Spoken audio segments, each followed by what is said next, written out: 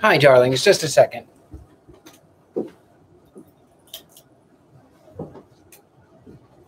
I feel like that looks better. Okay. Hello, and welcome to the Gentleman Psychic. And we have story time tonight. I'm going to go right over here now that I am live. And I have to share this one. Share. I'm getting really good at this, I believe. Copy the link. Move it over here to Newsfeed. And we'll go ahead and put it here. Paste. Story time.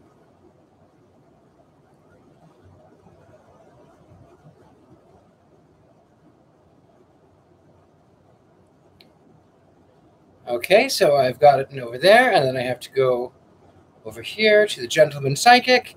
Oh, hi, Malika. Hi, Mary Jane. Good to see you. Just a second. I have to go over here and create the post here.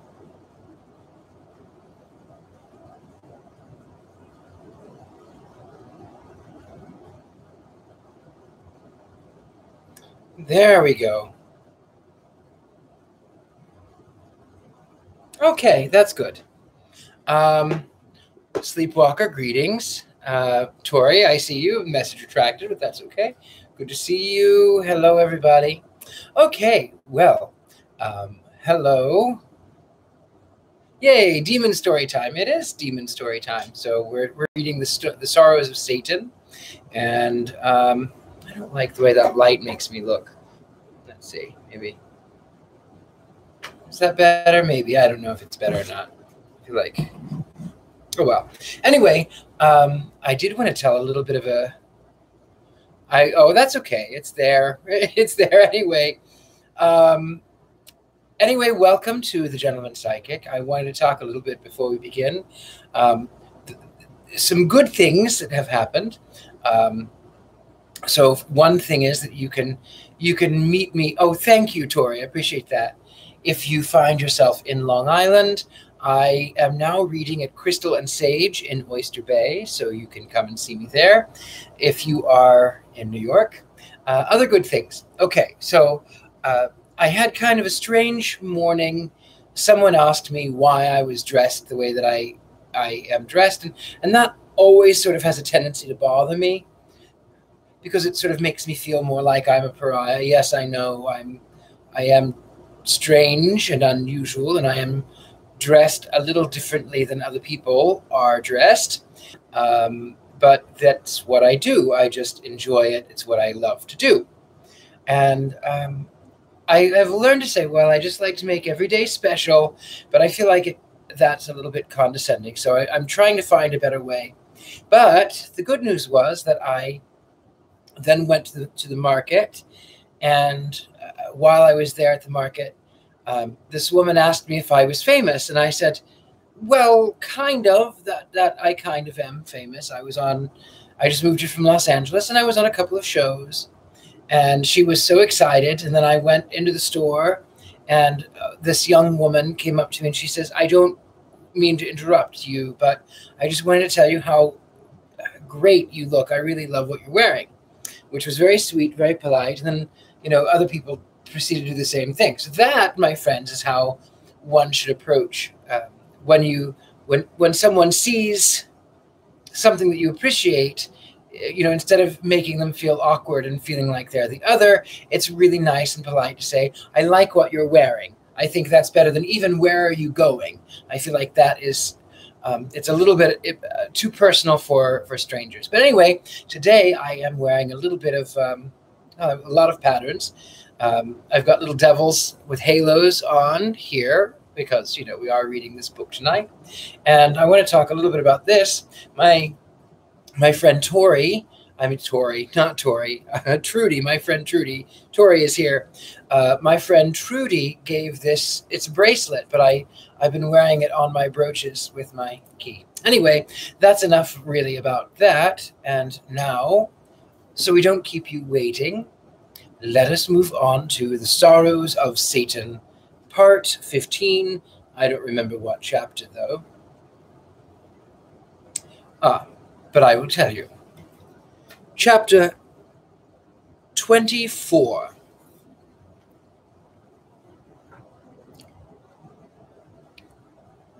Just as the sun began to sink, several little pages came out of the house and with low salutations distributed among the guests daintily embossed and painted programs of the tableau vignettes, prepared for by the division in the extemporized bijou theater.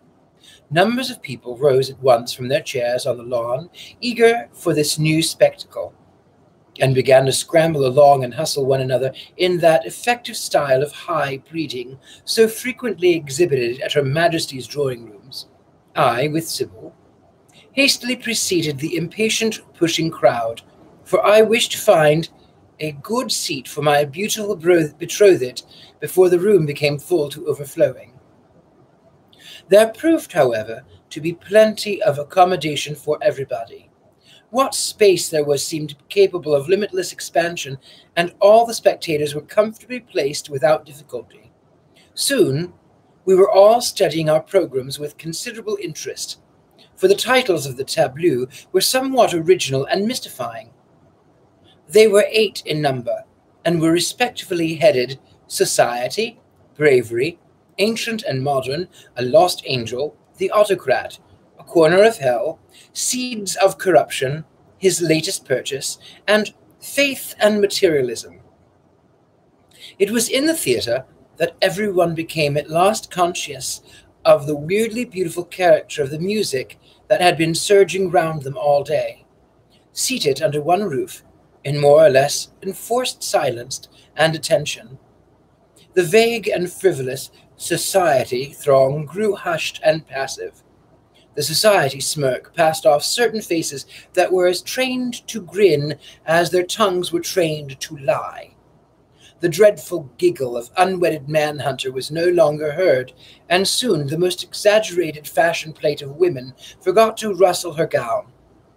The passionate vibrations of violoncello, superbly played to a double harp accompaniment, throbbed on the stillness of the beseeching depth of sound. And people listened. I saw, almost breathlessly, entranced as it were against their wills, and staring as though they were hypnotized in front of them at the gold curtain with its familiar motto, "All the world's a stage, and all the men and women merely players." Before we had time to applaud the violoncello solo, however, the music changed. The mirthful voices of violins and flutes rang out in waltz of the giddiest and sweetest tune. At the same instant, a silvery bell tinkled, and the curtain parted noisily in twain, disclosing the first tableau, Society. An exquisite female figure, arrayed in evening dress of the richest and most extravagant design, stood before us, her hair crowned with diamonds, and her bosom blazing with the same lustrous gems. Her head was slightly raised, her lips parted in a languid smile. In one hand she held uplifted a glass of foaming champagne. Her gold slipper-footed trod on an hourglass. Behind her, catching convulsively at the folds of the train, crouched another woman in rags, pinched and wretched, with starvation depicted in her face. A child lay near. And overshadowing this group, there were 2 supernatural shapes, one in scarlet, the other in black, vast and almost beyond the stature of humanity.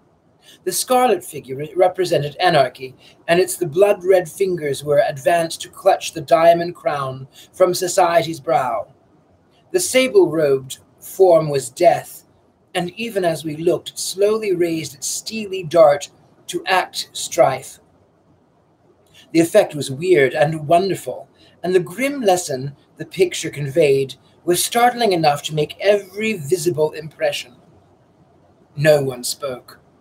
No one applauded, but people moved restlessly and fidgeted in their seats. And there was an audible sigh of relief as the curtain closed. Opening again, it displayed the second tableau, Bravery, Ancient and Modern.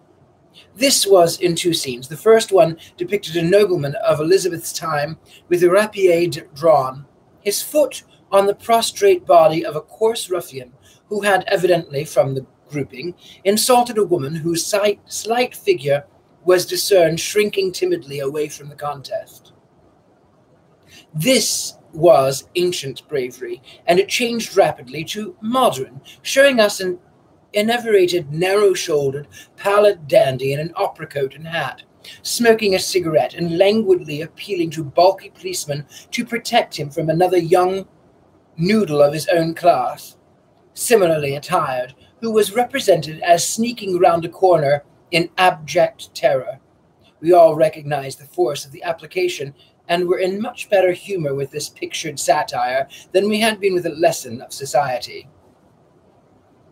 Next followed A Lost Angel, in which was shown a great hall in a palace of a king, where there were numbers of brilliantly attired people, all grouped in various attitudes, and evidently completely absorbed in their own concerns, so much so as to be entirely unconscious of the fact that their very midst stood a wondrous angel, clad dazzling in white, with a halo round her fair hair, and a glory as of the sunset on her half-drooping wings. Her eyes were wistful, her face was pensive and expectant. She seemed to say, "Will the world ever know that I am here?" Somehow, the curtain slowly closed again amid loud applause, for the picture was extraordinarily beautiful. I thought of Mavis Clare and sighed. Sybil looked up at me.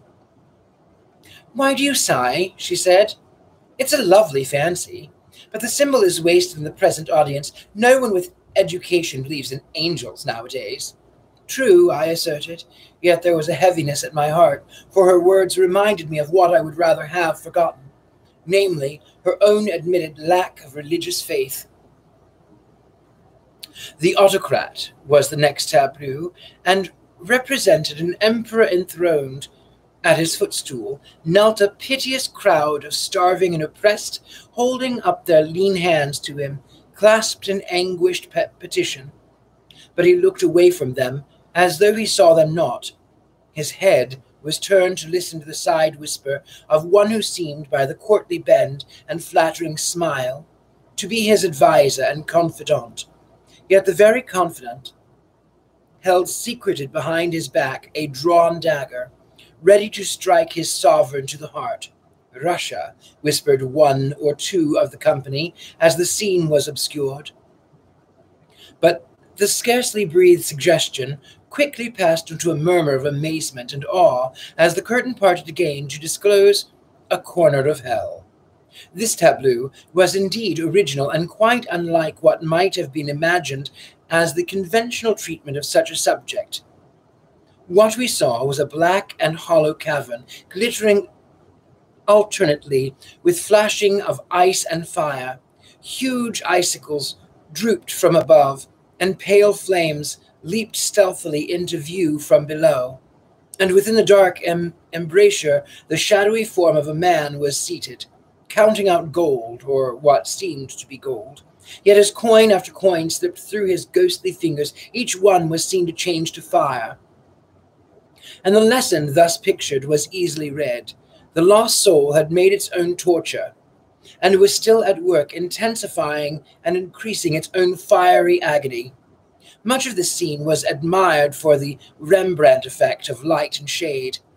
I personally was glad when it was curtained from view, when there was something in the dreadful face of the doomed sinner that reminded me forcibly and unpleasantly of the ghostly three I had seen in my horrid vision the night of Viscount Linton's suicide. Seeds of Corruption was next, and showed us a young and beautiful girl in her early teens, lying on a luxurious couch in Deschapelles with a novel in her hand, of which the title was plainly seen by all, a novel well known to everyone present, and the work of much praised living author. Round her, on the floor, and cast carelessly on the chair at her side, were other novels of the same sexual type. All their titles turned towards us, the names of their authors equally made manifest. "What a daring idea," said a lady in a seat immediately behind me. I wonder if any of those authors are present. If they are, they won't mind, replied the man next to her, with a smothered laugh. Those sort of writers would merely take it as the first-class advertisement. Sybil looked at the tableau with a pale face and wistful eyes. That is a true picture, she said under her breath. Geoffrey, it's painfully true. I made no answer. I thought I knew to what she alluded, but alas, I did not know how deeply the seeds of corruption had been sown in her own nature, or what a harvest they would bring forth. The curtain closed, to open again almost immediately on his latest purchase. Here we are shown the interior of a luxurious modern drawing-room, where about 8 or 10 men were assembled in fashionable evening dress. They had evidently just risen from a card table, and one of them, a dissipated-looking brute, with a wicked smile of mingled satire and triumph on his face, was pointing to his purchase, a beautiful woman. She was clad in glistening white like bride, but she was bound, as prisoners are bound, to an upright column on which the grinning head of the marble Silenus leered above her. Her hands were tied tightly together with chains of diamonds. Her waist was bound with thick ropes of pearls. A wide collar of rubies encircled her throat, and from the bosom to the feet she was netted about and tied with strings of gold and gems. Her head was flung back, defiantly with an assumption of pride and scorn. Her eyes alone expressed shame, self-contempt, and despair at her bondage. The man who owned this white slave was represented by his attitude as a cataloguing and appraising her, points for the approval and applause of his comrades, whose faces variously and powerfully expressed the different emotions of lust, cruelty, envy, callousness, contempt, and selfishness, more admirably than the most gifted painter could imagine. A capital type of most fashionable marriages, I heard someone say. Rather, another voice replied. The orthodox happy couple to the life. I glanced at Sybil. She looked pale, but I smiled as she met my questioning eyes. A sense of consolation crept warmly about my heart as I remembered that now she had, as she told me, learned to love, and that therefore her marriage with me was no longer a question of material advantage alone. She was not my purchase. She was my love, my saint, my queen, or so I chose to think in my foolishness and vanity. The last tableau of all was now come, faith and materialism. And it proved to be the most startling of the series. The auditorium was gradually darkened, and the dividing curtain disclosed a ravishingly beautiful scene by the seashore. A full moon cast its tranquil glory over the smooth waters, and, rising on rainbow wings from the earth towards the skies, one of the loveliest creatures ever dreamed of by a poet or painter, floated, angel-like, upward, her hands holding a cluster of lilies clasped at her breast, her lustrous eyes full of divine joy, hope, and love. Exquisite music was heard. Soft voices sang in the distance, a chorale of rejoicing. Heaven and earth, sea and air, all seemed to support the aspiring spirit as she soared higher and higher, in ever-deepening rapture, when, as we all watched that aerial flying form, a sense of the keenest delight and satisfaction, a sudden crash of thunder sounded. The scene grew dark, and there was a distant roaring of angry waters. The light of the moon was eclipsed by the music. The music ceased. A faint lurid glow of red shone, at first dimly, then more vividly, and materialism declared itself a human skeleton, bleached white and grinning ghastly mirth upon us all. While we yet looked, the skeleton itself dropped its pieces, and one long, twining worm lifted us slimily. I beg your pardon. Twining worm lifted its slimy length from the wreck of bones, another working its way through the whole eye holes of the skull. Murmurs of genuine horror were heard in the auditorium. People on all sides rose from their seats. One man in particular, a distinguished professor of science, pushed past me to get out, muttering crossly, "This may be very amusing to some of you, but not to me. It's disgusting." "Like your own theories, my dear professor," said a rich, laughing voice, as Lucio met with him on his way. And the Bijou Theatre was again flooded with cheerful light.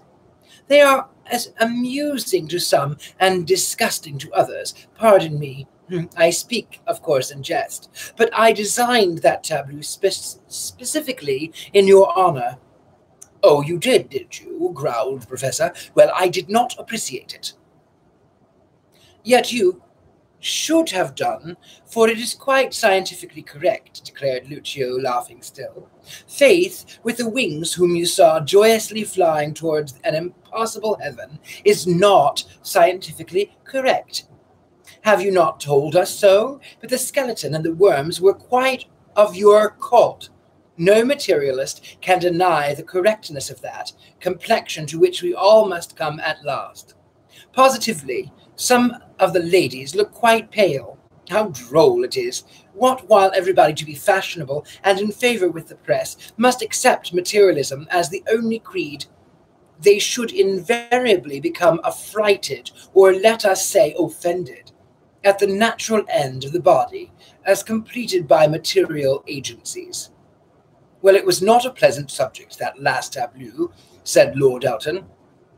And he came out of the theatre with Diana Chesney hanging confidently on his arm. "You cannot say it was festial." "It was for the worms," replied Lucio gaily. "Come, Miss Chesney, you and Tempest, come along with Lady Sybil. Let us go out to the grounds again and see my will-o'-the-wisps lighting up." Fresh curiosity was excited by this remark. The people quickly threw off the gruesome and tragic impression made by the strange tableau just witnessed, and poured out of the house into the gardens, chattering and laughing more noisily than ever. It was just dusk, and as we reached the open lawn, we saw an extraordinary number of small boys clad in brown, running about with will-o'-the-wisp lanterns. Their movements were swift and perfectly noiseless. They leaped, jumped, and twirled like little gnomes over flower beds, under shrubberies, and along the edges of paths and terraces, many of them climbing trees with rapidity and agility of monkeys, and wherever they went, they left behind them a trail of brilliant light. Soon, by their efforts, all the grounds were illuminated with a magnificence that could not have been equaled even by the historic feats at Versailles. Tall oaks and cedars were transformed to pyramids of fire blossoms. Every branch was loaded with colored lamps in the shape of stars. Rockets hissed up into the clear space, showering down bouquets, wreaths, and ribbons of flame. Lines of red and azure ran glowingly along the grass borders, and amid the enthusiastic applause of the assembled spectators, 8 huge fire fountains of all colors sprang up in various corners of the garden, while an enormous golden balloon, dazzlingly luminous, ascended slowly into the air and remained poised above us, sending from it its glittering car hundreds of gem-like birds and butterflies on fiery wings that circled round and round for a moment and then vanished, while we were yet loudly clapping. Splendid effect of the sky spectacle. A troop of beautiful girl dancers in white came running across the grass, weaving long silvery wands that were tipped with electric stars, and to the sound of strange tinkling music, seemingly played in the distance glass bells, they commenced a fantastic dance of the wildest yet most graceful character. Every shade of opaline color fell upon their swaying figures from some invisible agency as they tripped and whirled, and each time they waved their wands, ribbons, and flags of fire were unrolled and tossed high in the air, where they gyrated for a long time like moving hieroglyphs. The scene was now so startling, so fairy-like and wonderful, that we were well nigh struck speechless with astonishment. Too fascinated and absorbed even to applaud, we had no conception of how time went or how rapidly the night descended, till all at once, without the least warning, an appalling crash of thunder burst immediately above our heads, and a jagged fork of lightning tore the luminous fire balloon to shreds. 2 or 3 women began to scream, whereupon Lucio advanced from the throng of spectators and stood in full view of all, holding up his hand. "Stage thunder, I assure you," he said playfully, in a clear, somewhat scornful voice. "It comes and goes at my bidding, quite a part of the game, believe me. These sort of things are only toys for children. Again and again, yet pretty elements," he cried, laughing and lifting his handsome face and flashing eyes to the dark heavens. "Roar your best and loudest. Roar, I say." Such a terrific boom and clatter answered him as baffled all description.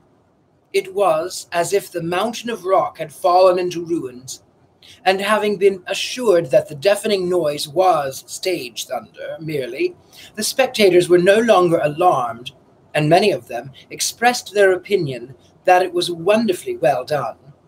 After this, there gradually appeared against the sky a broad blaze of red light, like the reflection of some great prairie fire.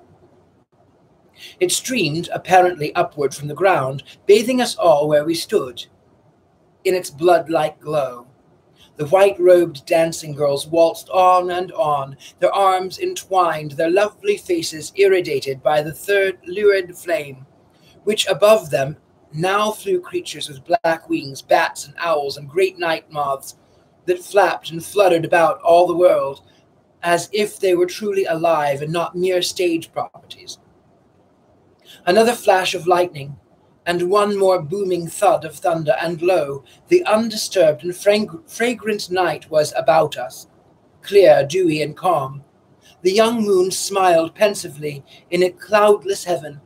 All the dancing girls had vanished. The crimson glow had changed to pure silvery radiance, and an array of pretty pages in 18th century costume of pale pink and blue stood before us with lighted flaming torches, making a long triumphal avenue down which Lucio invited us to pass. "On and on, fair ladies, gallant gentlemen," he cried. "This extemporized path of light leads not to heaven. Oh, no, no, no. That were far too dull to end an evening, but to supper. On, follow your leader." Every eye was turned on his figure and striking countenance, and as one hand he beckoned the guests between the double line of lit torches. He stood a picture up for a painter, with those dark eyes of his alit, which such strange mirth as could not be defined, and the sweet, half cruel, wonderfully attractive smile playing upon his lips, and with one accord the whole company trooped pell-mell after him, shouting their applause and delight. Who could resist him? Not one in that assemblage, at least. There are few saints in society. As I went with the rest, I felt as though I were in some gorgeous dream. My senses were in a whirl. I was giddy with excitement, and could not stop to think or to analyze the emotions by which I was governed. Had I possessed the force or the will to pause and consider, I might possibly have come to the conclusion that there was something altogether beyond the ordinary power of man displayed in the successive wonders of this brilliant gala. But I was like all the rest of society, bent mercilessly on pleasure for the moment, regardless of how it was procured, what it cost me, or how it affected others. How many I see and know today among the worshippers of fashion and frivolity who are acting precisely as I acted then, indifferent to the welfare of everyone save themselves, grudging every penny that is not spent on their own advantage or amusement, and too callous to even listen to the sorrows or difficulties or joys of others. When these do in some way, near or remote, touch their own interests, they waste their time day after day in selfish trifling, willfully blind and unconscious to the fact that they are building up their own fate in the future. The future, which will prove all a more terrible reality in proportion to the extent of our presumption in daring to doubt its truth. More than 400 guests sat down to supper in the largest pavilion. The supper served in the most costly manner and furnished with luxuries and represented the utmost pitch of extravagance. I ate and drank with Sybil at my side, hardly knowing what I said or did in the whirling excitement of the hour. The opening of the champagne bottles, the clink of glasses, the clatter of plates, the loud hum and talk of interspersed with monkey-like squeals or goat-like whinnies of laughter, overridden at intervals by a blare of trumpet music and drums. All these sounds were as so much noise of rushing waters in my ears, and often I found myself growing abstracted and in a manner confused by the din. I did not say much to Sybil. One cannot very well whisper sentimental nothings in the ear of one's betrothed when she is eating ortolans and truffles. Presently, amid all the hubbub, a deep bell struck 12 times, and Lucio stood up at the end of one of the long tables, a full glass of foaming champagne in his hand. "Ladies and gentlemen," there was a sudden silence. "Ladies and gentlemen," he repeated, his brilliant eyes flashing diversively. I thought over the whole well-fed company. "Midnight has struck, and the best of the friends must part. But before we do so, let us not forget that we have met here to wish all happiness to our host, Mr. Geoffrey Tempest, and his bride-elect, the Lady Sybil Elton." Here there was a ferocious applause. "It is said," continued Lucio, "by the makers of dull maxims, that fortune never comes with both hands full. But in this case, the adage is proved false and put to shame, for our friend has not only secured the pleasures of wealth, but the treasures of love and beauty combined. Limitless cash is good, but limitless love is better. And both these choice gifts have been bestowed on the betrothed pair whom today we honor." One moment. "I will ask you to give them a hearty round of cheering, and then it must be good night indeed, though not farewell, for the toast of the bride and bridegroom-elect. I shall also drink to the same, not far distant perhaps, when I shall see some of you, if not all of you again, and enjoy even more of your charming company than I have done today."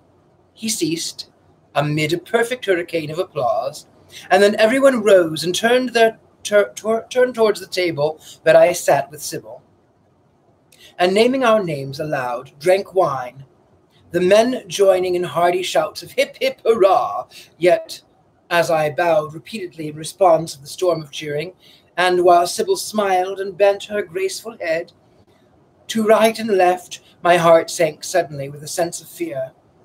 Was it my fancy, or did I hear peals of wild laughter circling round the brilliant pavilion and echoing away, far away into distance? I listened, glass in hand. "Hip, hip, hurrah!" shouted my guests with gusto. "Ha, ha, ha, ha, ha, ha, ha, seemed, shrieked, and yelled in my ears from the outer air. Struggling against this delusion, I got up and returned thanks for myself and for my future bride in a few brief words, which were received with fresh salvos of applause. And then we all became aware that Lucio had sprung up again in his place and was standing high above us all, with one foot on the table and the other on the chair, confronting us with fresh glass of wine in his hand, filled to the brim. What a face he had at that moment! What a smile! "The parting cup, my friends," he exclaimed, "to our next merry meeting." With plaudits and laughter, the guests eagerly and noisily responded, and as they drank, the pavilion was flooded by a deep crimson illumination as of fire. Every face looked blood-red, every jewel on every woman flashed like a living flame. For one brief instant only, then it was gone, and there followed a general stampede of the company, everybody hurrying as fast as they could into the carriages that waited in long lines to take them to the station. The last 2 special trains to London being at 1 a.m. and 1:30. I bade Sybil and her father a hurried good night.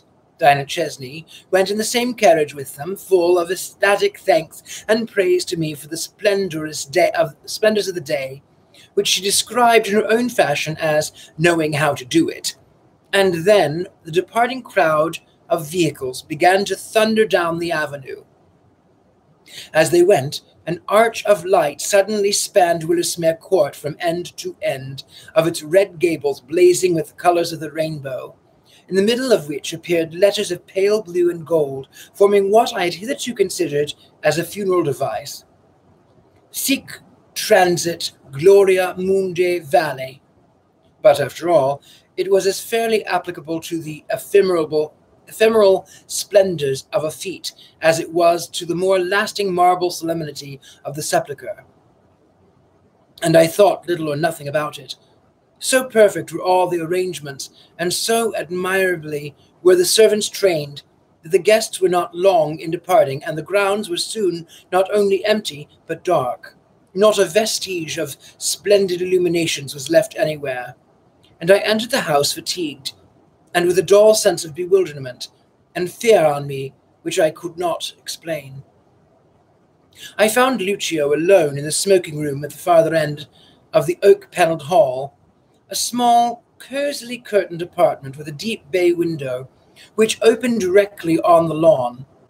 He was standing in this embrasure with his back to me, but he turned swiftly round as he heard my steps and confronted me with such wild white tortured face that I recoiled from him startled.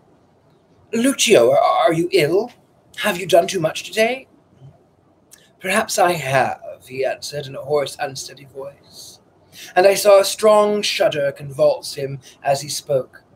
Then, gathering himself together, as it were by an effort, he forced a smile. "Don't be alarmed, my friend. It is nothing. Nothing but the twinge of an old, deep-seated malady, a troublesome disease that is rare among men and hopelessly incurable." "What is it?" I asked anxiously, for his death-like pallor alarmed me. He looked at me fixedly, his eyes dilating and darkening, and his hand fell with a heavy pressure on my shoulder. "A very strange illness," he said in the same jarring accents. "Remorse. Have you ever heard of it, Geoffrey? Neither medicine nor surgery are of any avail. It is the worm that dieth not, and the flame that cannot be quenched. Tut! Let us not talk of it. No one can cure me, no one will. I am past hope. But remorse, if you have it, and I cannot possibly imagine why, for you have surely nothing to regret. It's not a physical ailment," I said wonderingly. "And physical ailments are the only ones worth troubling about, you think?" he queried, still smiling, that strained and haggard smile. "The body is our chief care. We cosset it and make it much of it, feed it and pamper it and guard it from so much as a pinprick of pain if we can. And thus we flatter ourselves that all this, well, all must be well. Yet it is but a clay chalice bound to split and crumble with the growth of the mouth soul within. The moth that flies with a blind instinctiveness straight into the unknown and the dazzled by excessive light. Look out here," he went on with an abrupt and softer change of tone. "Look out at the dreamful, shadowy beauty of your gardens now. The flowers are asleep. The trees are surely glad to be disburdened of all the gaudy, artificial lamps that lately hung upon their branches. There is the young moon pillowing her chin on the edge of the little cloud and sinking to sleep in the west a moment ago. There was a late nightingale awake and singing. You can feel the breath of the roses from the trestles yonder. All this is nature's work, and how much fairer and sweeter it is now than when the lights were ablaze, and the blare of band music startled the small birds in their dormy nests. Yet society would not appreciate this cool dusk, this happy solitude. Society prefers a false glare to all true radiance. And what is worse, it tries to make true things take a second place as adjuncts to sham ones. And there comes in the mischief. It is just like you to run down your indefatigable labors in the splendid success of the day, I said, laughing. You may call it a false glare, if you like, but it has been a most magnificent spectacle, and certain in the way of entertainments it will never be equaled or excelled. It will make you more talked about than even your boomed book could do, said Lucio, eyeing me narrowly. Not the least doubt of that, I replied. Society prefers food and amusement to any literature, even the greatest by the by. Where are all the artists, the musicians, and the dancers? Gone, gone, I echoed amazedly. Already? Good heavens, have they had supper? They've had everything they want, even to their pay, said Lucio a trifle impatiently. Did I not tell you, Geoffrey, that when I undertake to do anything, I do it thoroughly or not at all? I looked at him. He smiled, but his eyes were somber and scornful. All right, I responded carelessly, not wishing to offend him. Have it your own way, but upon my word, to me it is all like the devil's magic. What is? He asked imperturbably. Everything, the dancers, the number of servants, the pages. Why, there must have been 200 or 300 of them. Those wonderful tableaux, the illuminations, the supper, everything, I tell you. And the most astonishing part of it now is that all these people should have cleared out so soon. Well, if you like to call money devil's magic, you are right, said Lucio. But surely in some of the cases not even money could procure such perfection of detail, I began. Money can procure anything, he interrupted, a thrill of passion vibrating in his rich voice. I told you that long ago. It is a hook for the devil himself. Not that the devil could be supposed to care about world's cash personally, but he generally conceives a liking for the company of the man who possesses it. Possibly he knows what that man will do with it. I speak metaphorically, of course, but no metaphor can exaggerate the power of money. Trust no man or woman's virtue till you have tried to purchase it with a round sum in hard cash. Money, my excellent Geoffrey, has done everything for you. Remember that.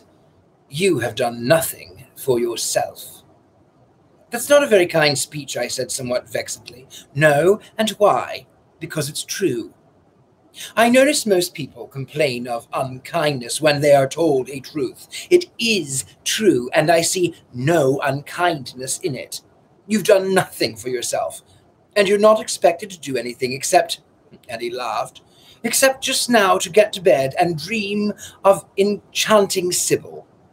I confess I am tired, I said, and an unconscious sigh escaped me. And you? His gaze rested broodingly on the outer landscape. I also am tired, he responded slowly, but I never get away from my fatigue, for I am tired of myself, and I am always rest badly. Good night. Good night, I answered, then paused, looking at him. He returned my look with interest. Well, he asked expressively. I forced a smile. Well, I echoed. I do not know what I should say, except that I wish I knew you as you are. I feel that you were right in telling me once that you are not what you seem. He still kept his eyes fixed upon me. As you've expressed the wish, he said slowly, I promise you, you shall know me as I am. Someday. It may be well for you to know, for the sake of others who may seek to cultivate my company. I moved away to leave the room. Thanks for all the trouble you've taken today, I said in a lighter tone, though I shall never be able to express my full gratitude in words. If you want to thank anybody, thank God that you have lived through it, he replied. Why? I asked, astonished. Why? Because life hangs on a thread. A society crush is the very acme of boredom and exhaustion, and that we escape with our lives from a general guzzle and giggle is the matter for Thanksgiving. That's all. And God gets so few thanks as a rule that you may surely spare him a brief one for today's satisfactory ending. I laughed, seeing no meaning in his words beyond the usual satire he affected. I found Amael waiting for me in my bedroom, but I dismissed him abruptly, hating the look of his crafty and sullen face, and saying I needed no attendance. Thoroughly fatigued, I was soon in bed and asleep, and the terrific agencies that had produced the splendors of the brilliant festival at which I had figured as host were not revealed to me by so much as a warning dream. And that is where we shall end for the evening, because it is now 10:45 on the East Coast. Peter Limberg asks, what is this? This is story time. I read on Tuesday nights classic novels. Actually, I do have one that I'm going to start working on. I might work on it I might work on two. I might read this one and another one. So I'm wanting to do one of her other books, Marie Corelli, the Motor of the Devil. So I want to read that one, but I want to read that one in my car, Mr. Satan, and I want to do it in a cemetery. So that is something to look forward to. By the way, if you are enjoying this, and it is not an imposition, a great way of supporting, keeping me afloat, you can either go to my Patreon. That's a great way, patreon.com/The Gentleman Psychic. You can also find me on PayPal at rlillard6@gmail.com. That is a great way also supporting the channel. And what else was I going to say? I don't remember, but there's always ways to support. And if I'm not to your liking, please find someone else you can, if it does not stress you out. If not, I love you. I love having you here. And thank you for joining me for story time. I appreciate it. And wherever you are in the world, I bid you good night, good evening, good morning, until the next time. Love to you always. Good evening.